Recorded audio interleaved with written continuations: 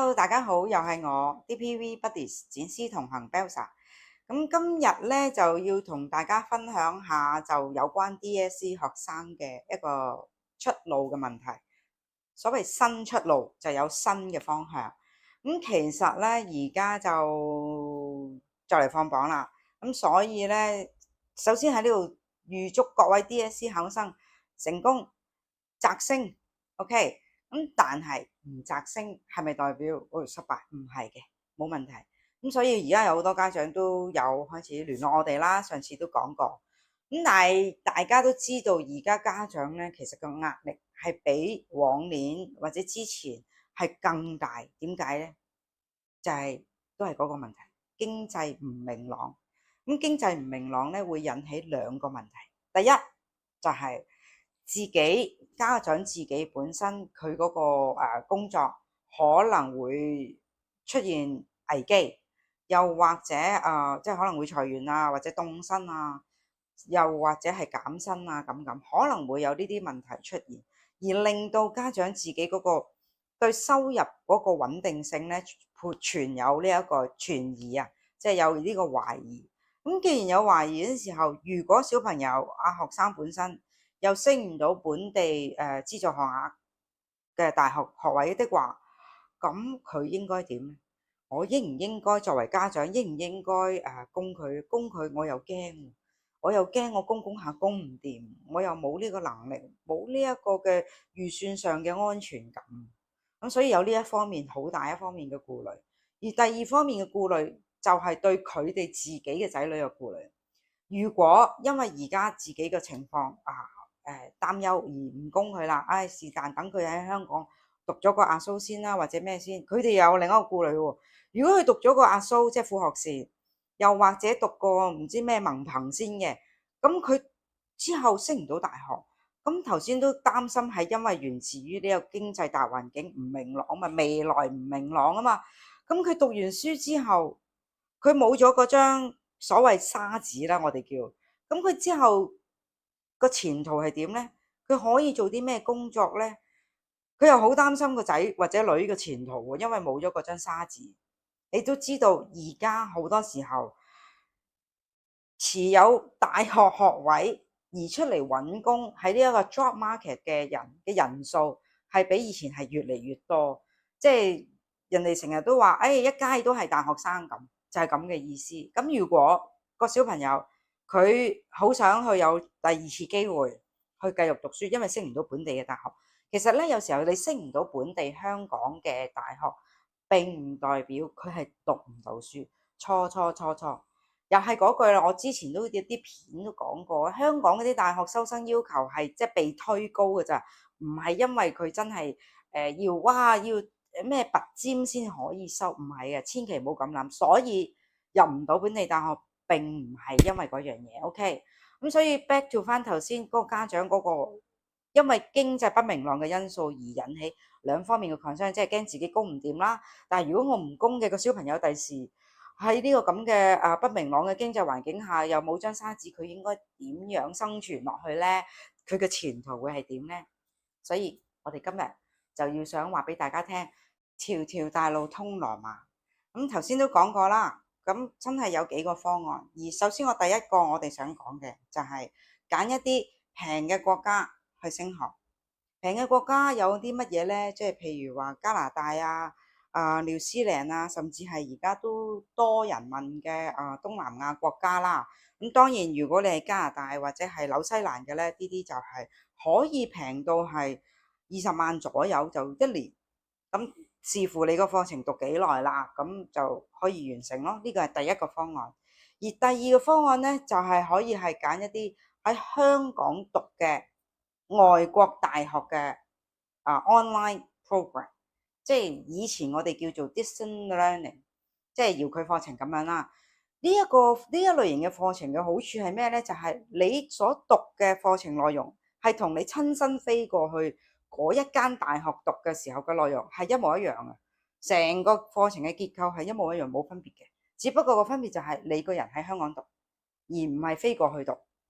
咁而你上堂嘅時候教你嗰啲 professor 呢，亦都係喺當地即係譬如你揀澳洲或者英國，就係澳洲或者英國嗰間大學嘅 professor 喺 online 度教你嘅。咁所以就係所有嘢基本上一樣，唯一一個分別就係你喺香港上，即係你喺自己嘅屋企度上堂。咁呢一個好處係點樣啊？呢個好處就係你咪可以慳到呢一個生活費咯。因為頭先我哋講話第一個 option 嗰陣時候係平嘅國家係有，譬如加拿大啊、紐西蘭，的確係冇澳洲或者英國，而有好多學生仍然都係好嚮往英國或者澳洲佢哋嗰個教育嗰個模式嘅。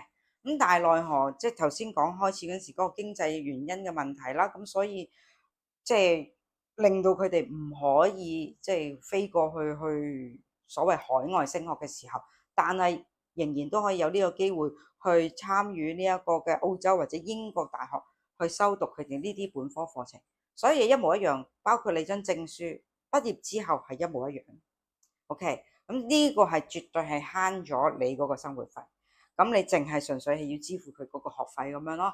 咁喺而家經濟環境下慳到1/3甚至更多嘅價錢已經係好犀利。咁第三個選項咧就係中國升學。咁中國升學咧就近年都越嚟越多學生去比較有興趣嘅。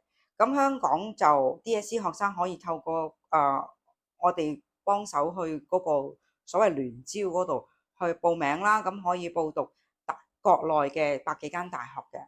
咁佢收生要求可以係唔係好高嘅，亦都係佢個學費同埋生活費一定係會好平嘅。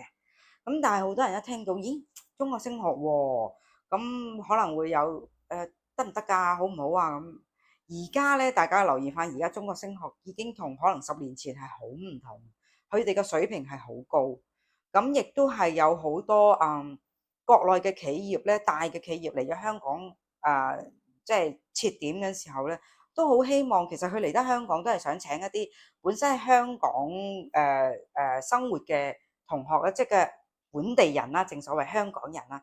點解可能我哋嘅文化背景同可能國內唔同咁？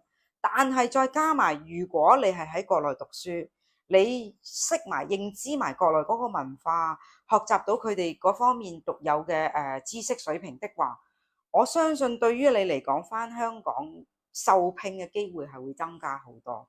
亦都事實上，我哋亦都聽過好多嘅分享咧，好多喺國內完成學位翻嚟嗰啲同學咧，都入到政府嗰啲部門嘅，即係都聽唔少，同埋好多大公司都請佢哋。即使好多海外嘅企業啊嚟到香港咧，其實你諗下佢哋點解會想嚟香港設佢哋喺亞洲區嘅總部咧？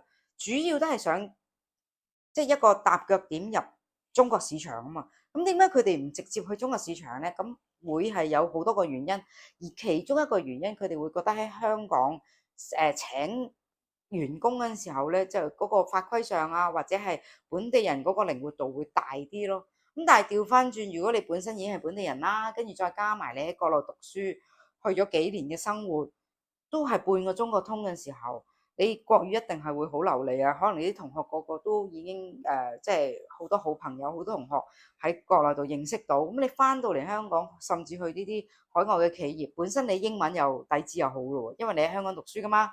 咁所以去到佢哋嗰啲海外企業受聘嘅機會，我相信都會有提高咯。係咯，咁呢個係第三個，而最後一個出路咧，我哋認為啦嚇，當然未必係最後喺我哋角度，就係 top degree 啦。top up degree 咧就同頭先就話喺香港讀嘅 online 海外大學嘅課程係好唔同嘅，因為 top up degree 就喺香港讀，就唔係 online 嘅。喺香港一啲嘅可能院校度攞咗呢一個海外大學嘅呢個課程翻嚟，譬如 Ivy 啦，Ivy 都有嘅，據我所知。咁你係喺佢嗰間學校讀咗一個 diploma 先嘅 and then 就 top up， 話明 top up 嘛，就去完成埋可能最後一年或者年零嗰個 bachelor degree 嘅課程，就叫 top up 啦。咁所有嘢都係喺香港授課嘅。咁而嗰個證書咧，最後你最終攞到個頒發個證書，有啲我聽講過係真係會有唔同，會寫住 top up 呢兩個字喺上邊嘅。咁所以視乎你點揀啦。咁而呢一啲嘅 top up degree 亦都係會個平咯，喺香港嘅生活費又唔計啦，咁樣咁所以呢四個方向咧，我哋都認為喺現今呢個大環境咁不明朗嘅情況下咧，家長係可以真係去考慮呢四個方向其中一個。即係而家既然經濟壓力有大喺度嗰陣時候，你哋大家都想啲小朋友係真係完成佢嗰個 at least 佢嗰個大學學位啊。咁呢四個方向都係一個可能俾人少講，即係市面上俾人好少人提及嘅一啲嘅方法啦。但係我哋真係認為，即係頭先講翻，即係重複一次，就係去一啲選擇一啲平嘅國家，直接真係去海外升學啦，去嗰個國家度讀書。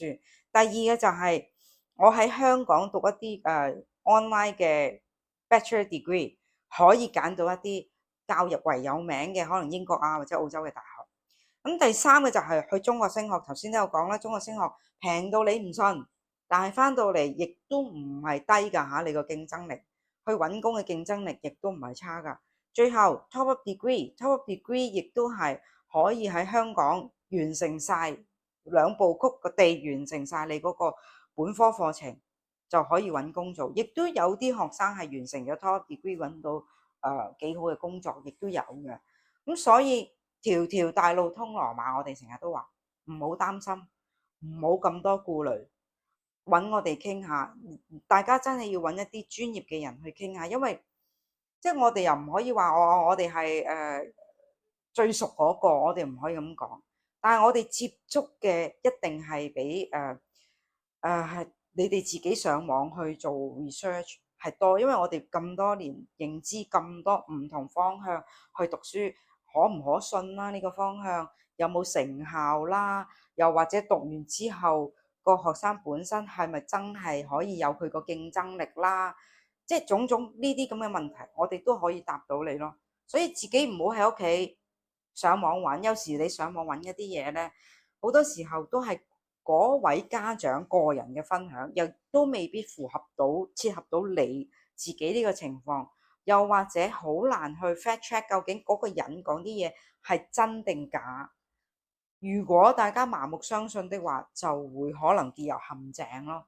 所以歡迎大家揾我哋傾下，又係嗰句，可以隨時 WhatsApp 我哋啦，直接打俾我哋啦，又或者係喺啲以下留言俾我哋，隨時都得。咁今日就分享講到呢度，希望大家 DSE 放榜唔好太緊張，家長們亦都唔好太過精神緊張，relax 啲，放心，喺坊間大把人可以幫到你嘅，OK，加油！